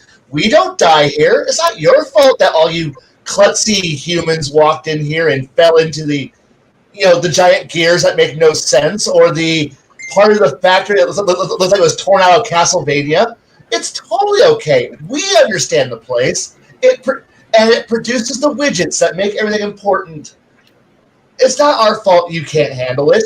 And some dwarves. I don't approve of this. We buy our shit from you, you motherfucker. Would you say that your kobolds would be like making a steampunk version of Shodan for the players to have to try to track down and hunt? Are you familiar with Shodan as a nemesis from System Shock? Okay. Yes. I could see that. I could honestly see that kind of insanity. Because usually, yes, I could easily see that. She's got the maze in front of her lair, and yeah, and she thinks she's a god, and the kobolds have decked her out with a nice illusion of a reptilian appearance, and so you can have David Icke trying to help you. God, and please, can we keep it as steampunk and not pull it even more forward? I don't want diesel or modern or cyber in there. I won't do any diesel, punk, or cyber. Okay. Thank you. That's for later. Okay, but I thought I'd bomb your mind with that for a second. No. You've actually hit on how I do run my horrible kobolds. So yes, I can easily see it done that way. They're just maybe horrible industrialists, probably on the counterparts to the usual picture of the dwarven, we're the Gilded Age industrialists, and everyone kind of goes, yeah, you think you are. Meanwhile, the kobolds are over here with some kind of horrible smoke-belching monstrosity that would make London and the English proud. And with the same utter lack of care for human safety and dignity. What do you produce? We produce smog. What's this factory do? Smog. And it also produces screws as a byproduct. But it's mostly smog. Does it burn coal? No. No, it's a magical factory. But the smog is a byproduct. I didn't mean to. Oh my god. But yes, no. And the whole thing's being run by a massive pack of level 1 monsters. They're like, yeah, we're small. There's a lot of us, and we're smart as a group. Oh my god. God, they're packlids. No, smart. No, packlids are we smart. We stole all your stuff. The kobolds are we're smart. We made all the stuff, and we stole what we didn't make, but it's mostly ours. Yeah, we stole what we didn't make from the gnomes. That's right. And gnomes, you're getting it on our turf. No, our shit works, unlike yours. Oh God! Thank you, Bruce. Thank you, Brian Barron, for now giving me a horrible 3-way angry industrialist system going on here now between the kobolds, the gnomes, and the dwarves, or who's more of an asshole in the industrial age. I love it. And while you've been going over that, the chat has been basically doing the entirety of Spaceballs in the chat. I like it entirely. I believe Donald had something you wanted to say. I was going to say, when it comes to kobolds, I had one of them to explain. I had kobolds years ago explained to me as if you're basically running through Vietnam, and these were the setting traps. Yes. And that to me has always been the kobold in the back of my head. Yes. And I know that sounds bad at this current age, but that's how it was described to me. No. I have a book somewhere on those kind of booby traps. So yes. It's funny. I was just watching Full Metal Jacket last night, and I don't want to think of a kobold prostitute. We love you, London. We love you, long time. No, she belongs to the strippers guild. Yeah. Oh, there it is. That's twice tonight. Telling you, when Arduin comes out, guys, you're gonna have a blast with it. We're waiting on Kai to finish up the rules so we can put it up on Big Discord. Geek Emporium. No, Big Geek Emporium. Oh, actually make money on this? Well, you can charge a $1 or $2 Potentially. for it. You can make Okay. $1. Potentially more if there's more content. You'll have to talk to them about it. But, which reminds me, I need to send them a check. But I don't want them to know my real name. What the fuck am I gonna do? PayPal. Well, you know, Dwayne That doesn't is work not either. Dwayne is not a bad first name. Okay. I'm just gonna say that Shadow, I've bought 2 books in the last year from people that use their YouTube channel name as the author title or as the author's name. Yeah, but that doesn't work. I tried doing that on PayPal and it doesn't work. I have to keep that information. Long story. It's all right. So we're almost cruising up on the end of the show. There's a couple of things. Right off the bat, I'm going to rip out real quick what I do with shadows. You guys can probably guess. Shadows have a couple of really interesting things about them.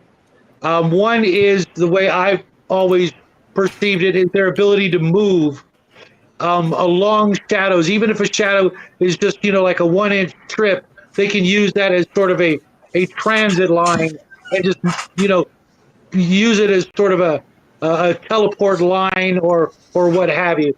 So with my shadows, they move in ways that defy normal human perception. So I use that more and more to make them harder and harder to find and locate and hit and things like that. The other thing is, as you guys all remember, what do shadows do when they hit you? They drain your strength, right? Maybe that's changed from different game versions. Well, what do they get in return? It's never been covered as far as I know. Even with vampires, they'll drain your blood. Go ahead, Connell. What they get in return is they make more shadows. Giggity. No, I've never heard that. It works. If they drain you down to you're no longer everyone. Okay, yes. But before that, okay, they turn you into a shadow by draining your strength. But what do they get for the increased strength that they drain? Oh, and And I go ahead. I was going to say, in Pathfinder, whenever a undead does a drain on you, they get a +2 on their a +2 temporary boost to their attack damage. It's all morale boost. They get +5 to their temporary hit points per hit die they successfully drain. Okay, those are all things that I would do, having never read Pathfinder or anything past second edition. But basically, yeah, I would do exactly the things you're talking about, making them tougher and tougher until they eventually drain enough life from enough people to turn them into shadow demons. Pardon? You can go shadow demons, or you can actually have them split off. Like one character I know, he wrote about shadow that was creating more shadows, and as he was getting more and more power, he was generating so much undead that he would actually just start splitting apart like amoeba. There'd be another shadow just go drifting off out of his side, and it'd be fully with all the hit dice that needed to go do so Discord. I got you. I like the idea of turning them more and more powerful as a later boss monster. Shadow demons were never the greatest of demons, but they were nasty enough to warrant a boss fight in a 4th or 5th or maybe 6th dungeon back in the day. So that's what I aim for. There's also the possibility that they, I don't know if you guys have shades in any of your games. The old shades were actually possibly the most dangerous thing ever. They were literally just about unkillable in near twilight conditions. And on the rare occasion that I'm feeling ornery, I will have them bypass Shadow Demon and go straight to Shade, in which case it's almost as if they got their life back, but better in a way. If you're, neutral, chaotic neutral to evil alignment. But that's basically in a nutshell the tactics. Maybe I'll go over that next week, but I wanted to leave some time because Baron said he had something he wanted to talk about at the end of the show, and we're cruising up on, I hope 15 minutes is enough. Go ahead. I have no idea. I have no idea what this is, but just in case it rambles long and I have to hit the road because I've got another video I have to record. I just want to thank everybody in the panel tonight and everybody in chat. Hey, Janet, long time no see. Well, I don't know about D Masters, but I'm a master of the D all day long. No doubt about it. I would word it a little differently, Janet. But my expertise is well. We'll talk later. But I just wanted to thank everybody in the chat. And no, trying to keep it. I'm trying to keep this. I'm not going to say PG friendly because we that boat sailed like almost 2 hours ago, literally. Yeah, before we even started. But consider the company you're in. I just wanted to keep it, certain.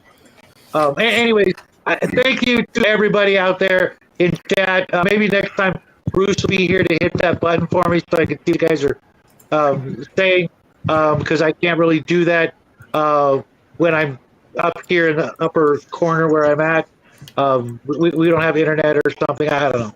But thank you, everybody, and take it away, Baron. All right, so everyone has seen that we're kind of doing a little bit different things here, and it's going to change a little bit as we're going along. We're trying to work on trying to get it a little bit more in line with what we want to do. Now, one thing that we are going to be doing is sporadically throughout the time here is that we are going to be actually switching out with all of us actually DMing a game for three sessions, 3 2-hour sessions, and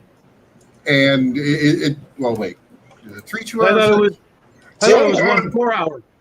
Okay, I'm sorry. It's 2 4-hour sessions, and then basically what we'll do on the third night is kind of do like an after action briefing of what we found, we liked, we didn't like about the system, things along those lines. So is it institutional scab picking? Yes. We picked the scab. Mandatory fun. Yes. Oh, god damn it. So to be followed up by an interactive No! yes, excellent. We're gonna have death by PowerPoint to wrap up the dessert. Fuck! If we have a 98-page PowerPoint, we will go through. No, I'm joking. Fuck! But no, that's something. And basically, we sat down after last week. We had a meeting, and each of us brought something to the table of what we wanted to cover. And what we wanted to cover is going to be at least a 2, if not 3-week coverage, and then we will go in that order. Basically, a 2 or 3 week topic. Then we'll have a game. So you guys will actually be able to see. We've talked a lot about how we all DM and how we do things. Well, you're going to actually, besides this guy, over here. But you'll be able to see how we all put what we're talking about into practice. So, and these are going to be like little one shots, things like that. So it's going to work out fairly well, I think. Here, I think you guys are going to be entertained. They will be, we're going to keep it at roughly about the 2 hours like we normally do. And the topics that we're going to be doing is going to be a little bit more than just kind of skimming the top. What we're going to do, which is what the major difference between us and gatekeepers is that we are going to be doing deeper dives. We're going to be looking deeper into topics. And if you guys have, ideas for topics that maybe we haven't thought of that you want to see after the streams, leave comments on either mine or Bruce's video here on things you want us to see done. And we will take it into consideration, and we can do it. The calendar is fairly mobile, so if you guys come up with a better idea than what we've thrown out, we will definitely, we can swap stuff out. That is not a big deal. The second thing I wanted to talk about, and this is more of the personal side. Most of you that are subscribed to my channel saw the post that I made last week. So, and I want to touch on that and just kind of move on from it. I did find out that someone had been view botting and also sub botting my channel. It was very heartbreaking to see that, because I thought I was, doing everything right. My views were going up. I was getting subscribers and everything else, but it took someone pointing it out to me. Granted, it was very publicly pointed out to me, but pointing out to me for me to actually go in and see what was going on, and to be able to look and see in my back end where views were coming from, what was going on, because that's stuff that I didn't even think of looking at until stuff was brought up. So we are just going to kind of just pick up our shoes, strap them on tighter, and keep moving on. I know that I said I wasn't going to be posting any more content, but I had enough friends kick me in the ass, pull me aside, wrap me upside the head, and tell me to shut the hell up and post fucking videos, because they enjoy my content. And so that's basically what I'm going to do. I also did open up a secondary channel, which is not currently linked to my normal channel yet, but it will be, which is going to be my gaming channel. I've got a few videos I've still got to edit and get up there. And Janet, what sub-botting is someone is set bots up to actually go and subscribe to my channel. They're not actual people. So that's what that is. So I wanted to kind of let you guys know what was going on, not only with TableBreakers, but also myself, because I had posted that. So I'm going to be trying to maintain 2 channels and go from there. So no, it was not sex bots. Those would have been those would have been like first edition things anyway. So yeah, no, these are much highly tweaked. They not only look really pretty, but they also screw you in the ass. Woohoo! But no, but yeah, that's all I really have. And Shadow, what have you got going on this week? Crap ton of videos. I'm going to be pushing out more content, more than just once a week. With the regular stuff, we're going to continue with the craft videos, the painting videos, my AD&D retrospective opinion videos, but I'm going to be doing a bunch of stuff, not just because it's Halloween, but I've got a lot of ideas that just hit me, and if I don't pump them out, I will lose them, because, I'm old. Insert your favorite old joke here. Senile. I have been dungeon mastering longer than some of you guys have been alive, so you know, I've literally read and played 250 to 300 different RPGs, including some war games in there, etc. So I got to get this stuff out before it's too late. But I'm going to be doing a video tonight with my son in just a few minutes. Then Friday I'll be putting out possibly 2 videos, hanging out with Max if he'll have me, because he's been avoiding me for the past couple of weeks. No, I'm kidding. I talk to him just about every day through other people's channels. And then, of course, I'll be hanging out with Connell Sunday if we can choke down this dumpster fire of a movie. And then, rinse and repeat all next week. And if anybody else hasn't said it to you yet, I'm gonna say it. Happy holidays.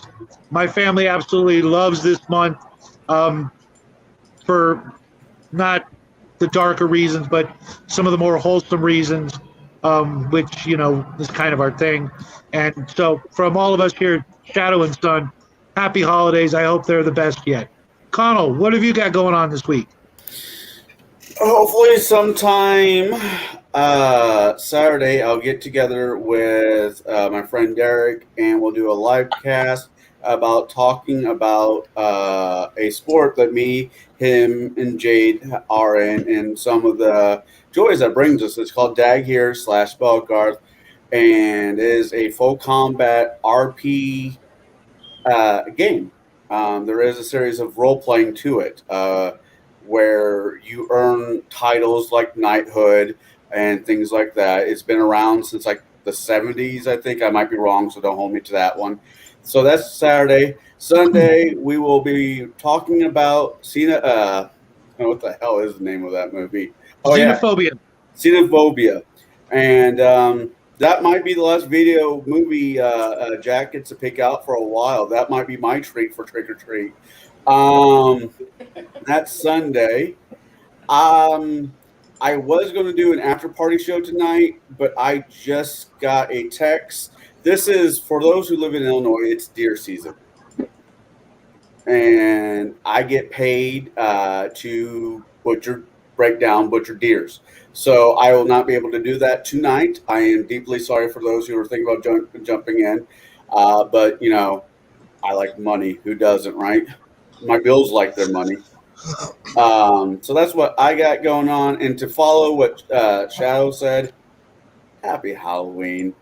It's, forget the candy, forget all the crappy movies that come out this month. Go make sure if you have kids, they're dressed up as their favorite Halloween concept, it being a superhero, it being whatever, and make sure that they're having a good time. Because Halloween can be for adults, but it's mainly for kids. Keep that in mind when you're filling up your candy bowl. Don't be a Scrooge. Man, I gotta say that Janet is getting ready to do this movie watch for Midnight Meat Train, and I feel kind of sorry for her because she's a lady, and that movie's got some really good female actresses in it. It's not a porn by any means, but it is a very hard R with all the gore in it, and I kind of feel sorry for her because I'm like, man, I feel bad, but at the same time, I know she'll probably get me back by having me watch like something real touchy-feely, some Lifetime Network movie or something. She'll do that. But if you guys are interested in the Midnight Meat Train and you've seen this movie and you would want to listen to some people talk about it, Monday, Janet and I will be talking about that on the channel. And then this weekend, I will be grifting around, slinging coffee, and probably raid some of the fine gentlemen's chats on this channel whenever they do a video.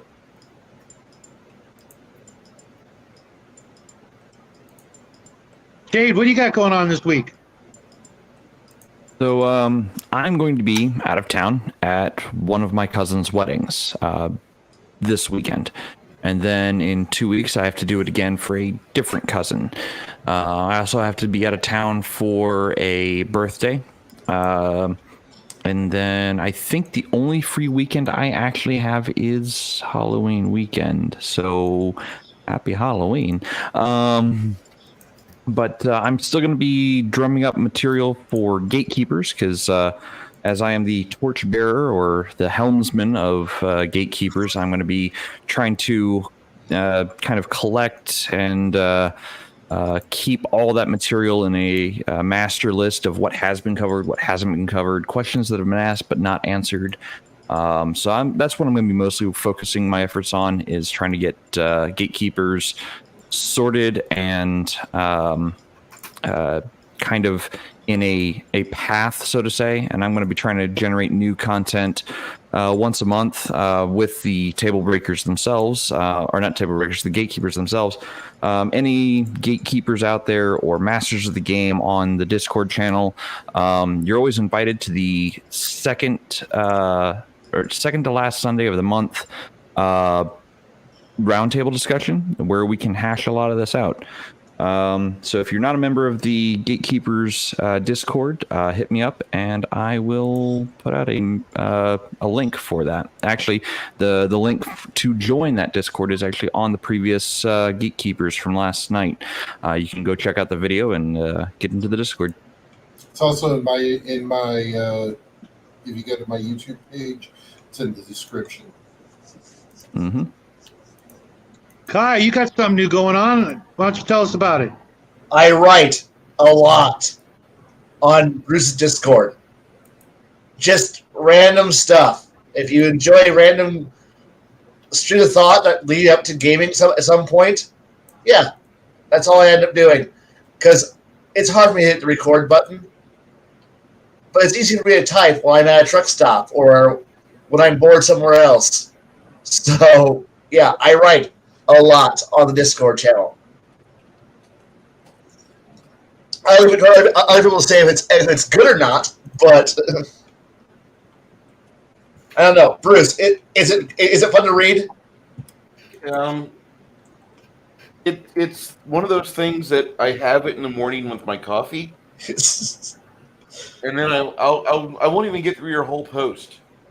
You're like wall of text. I get through like 2 paragraphs, and I have to set down the phone and go think about what I just read, because like you kind of pushed a boundary somewhere, and now we have a new borderline on whatever topic this is. It's now we have a new border over here. Well, I didn't think it'd go this far, but here's where we are now. And I don't stop pushing it either. I don't. You get out a lot of good ideas, and hopefully one of these days you'll be able to come in here and copy and paste it into a book form and then take it to Joe and Randy at Big Geek Emporium. By the way, you guys should buy your stuff at Big Geek Emporium. Plug. Okay, and you do that, and you can make some money off these stampeding thoughts that are going through your mind. Like, good God, dude. I wish my shit worked like that in my head. Your gray matter is fucking great, dude. I'm borderline crazy. I know it. And by the time you get done reading 2 paragraphs of Kai's musings, there's another like 20 after it, almost immediately. They breed like rabbits. With his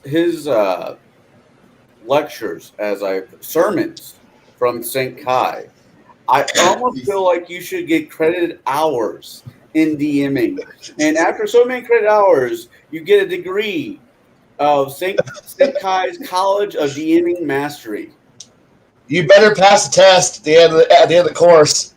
Can I just pay you? I mean, that's what No. I am not some faggoty liberal institution. You gotta pass the course, damn it. Damn it. All right. I'll study harder. St. Kai University. Boy, it's going to be a mess. I think I've seen that movie. PCU.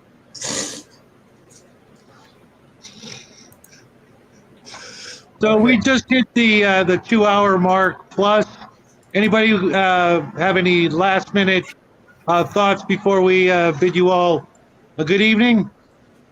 We are entering that time of year where I neglect things So if you don't hear me say, I hope you have a great turkey this Thanksgiving, or I hope you enjoy your pumpkin spice drink, don't take it personally.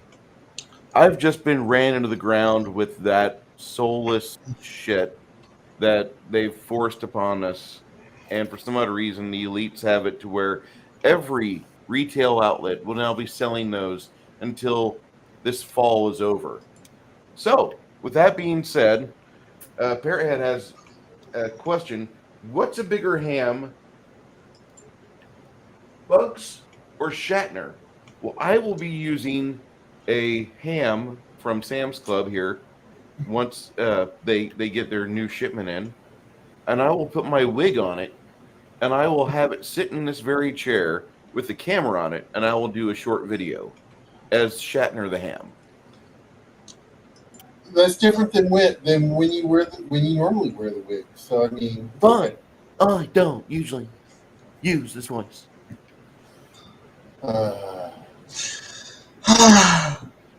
It's better than back in the day when Sean Connery was alive and he was doing this occasional horrible impersonation.